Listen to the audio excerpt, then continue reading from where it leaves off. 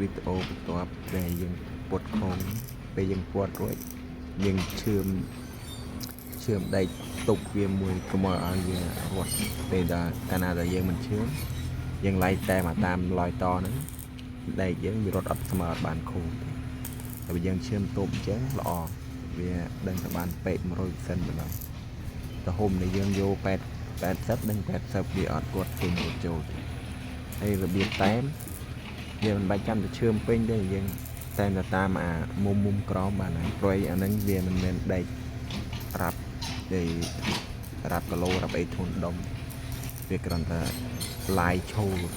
ប៉ុណ្ណឹងឯងវាមិនមែនតែឡាយទប់ឡាយអីទម្ងន់អីទេយើងមិនបាច់ចាំឡាយឈឿមពេញទៅបានពេលយើងឈឿមប៉ុណ្ណឹងយើងគ្រាន់តែយកស៊ីពោមកពោទៅខាត់មើលទៅអេមបណ្ដោយអាហ្នឹងរបៀបដែលយើងតិចៗយើងធ្វើវា